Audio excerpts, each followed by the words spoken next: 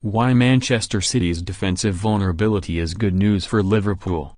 After spending 69 days perched atop of the Premier League table, Manchester City relinquished their position to Liverpool last Saturday following a 2-0 defeat to Chelsea. It was a strange game at Stamford Bridge.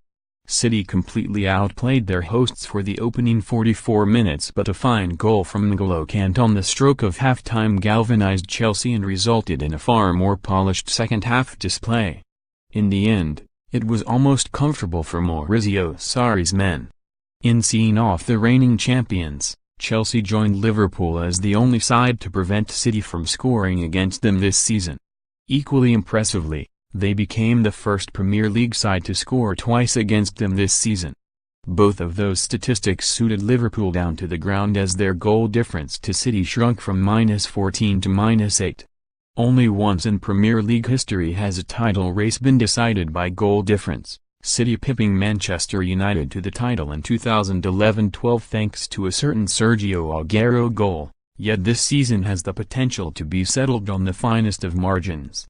Michael Owen's Premier League predictions, including Liverpool v Man United. Jurgen Klopp speaks out on Jose Mourinho's park the bus tactics. Jose Mourinho speaks out on Liverpool's 6-year trophy drought. That City failed to score against Chelsea probably won't trouble Pep Guardiola too much. They had their chances, after all, but perhaps more worrying was the fact that they conceded twice. A defensive vulnerability appears to be creeping into their game at a time when Liverpool's resilience is growing by the week. Between the middle of September and the end of October, City played 6 Premier League games, winning 5 of them and failing to concede a single goal, including a 0-0 draw at Anfield. Since then, they have won 5 of their 6 league games but kept a clean sheet in just one, beating West Ham 4-0 at the London Stadium last month. Although they have scored 11 more than Liverpool, they have conceded 3 more, letting in 9 overall. That total is far from disastrous considering only Liverpool, 6, and Juventus, 8, have conceded fewer goals of the 97 other teams in Europe's top 5 leagues, yet Guardiola will be keen to see his side tighten up regardless. Interestingly, City ranked top in the expected goals against XG table ahead of Liverpool. According to XG, City should have conceded 11.17 goals in the Premier League season, a difference of 2.17 to their actual total goals conceded. Liverpool, meanwhile, are overperforming considerably, letting in only 6 when there's against 12.92. Judging by those statistics, Alisson has saved almost 7 chances that should have gone past him, while his international colleague, and understudy, Ederson, has saved just over 2. Alisson has been culpable for 1 defensive error leading to a goal in the league this season, that famous blunder against Leicester in September, whereas Ederson has committed 2, both of which were almost identical, rushing off his goal line to wipe out opposition strikers leading to 2 penalties. Both of those penalties were converted, by Danny Ings and Anthony Martial, and while they occurred due to uncharacteristically poor decision-making from Ederson, City have demonstrated defensive weakness in other ways. While Guardiola was in charge of Barcelona, it was frequently asserted that due to the diminutive nature of 3/4 of the team, they were vulnerable to set pieces and crosses into the box, that is, if you could get the ball off of them. City are arguably more physically imposing than the Barcelona team were, yet they have demonstrated a tendency to concede from balls into the box. Of the 9 goals they have conceded in the league, 3 have come from crosses into the box and 2 from set pieces. A couple have been let in from counter-attacks, including the opener against Chelsea, leading to Rio Ferdinand saying, "Look at Kyle Walker, sleeping. He'll always be a liability at the top level."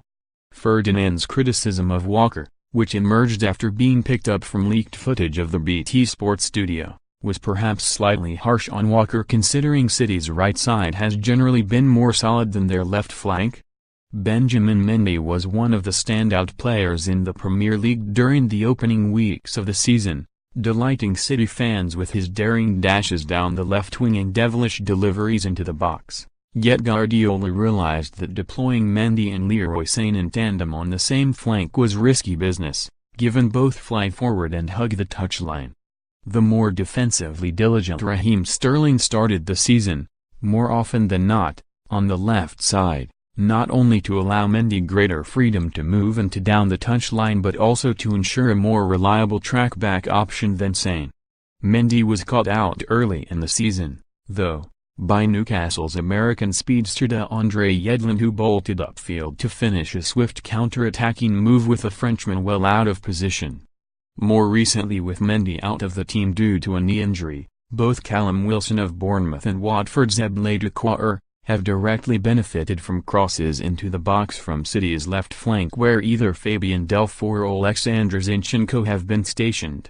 Both players deputized for Mendy excellently last term when he was absent for virtually the entire campaign after rupturing the ACL in his right knee, yet neither are natural fullbacks.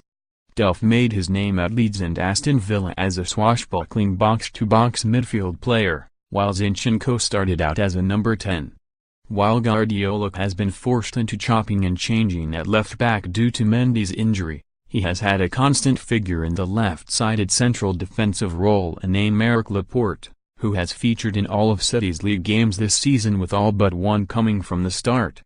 John Stones certainly seems to be Guardiola's top pick next to Laporte in big games, yet he has only started 10 league matches in total, while Nicolas Otamendi and Vincent Kompany have made 5 and 4 starts respectively. Another constant in Guardiola's side has been Fernandinho anchoring the midfield. Quite miraculously, the Brazilian has never played fewer than 32 league games in a single campaign during his 5 full seasons at the Etihad, while only Ederson, 1,440, has played more league minutes than him, 1,413, this season. Fernandinho's remarkable durability is a testament to not only his professionalism but also his importance to the City side, offering an invaluable counterbalance to a team boasting so many outstanding attacking individuals. However, the fact that Fernandinho has started all 16 of City's games this season, despite being their eldest player at 33, highlights their over-reliance on him. Invariably he has shown signs of weariness recently, notably when overcommitting defensively against Chelsea, leaving Kante the freedom of West London to slam Chelsea in front last weekend. There isn't a natural replacement for Fernandinho in City's squad.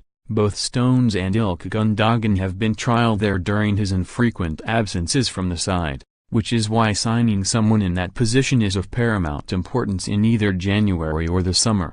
Picking holes in this City side isn't an easy task. Their title win last season was the most dominant in Premier League history, and any question marks over whether or not they could repeat their heroics appear to have been answered, despite that first defeat against Chelsea last week. Nevertheless, it will be interesting to see how they respond to not having everything their own way. City are unquestionably still the team to beat, but Liverpool and the rest of the chasing pack will look at any whiff of a weakness as a reason for optimism. Marcus Rashford reveals change in Jose Mourinho ahead of Liverpool game. Jamie Redknapp predicts Jose Mourinho will be sacked if United suffer defeat to Liverpool. Virgil van Dijk praises Alisson for allowing Liverpool to play out from defence.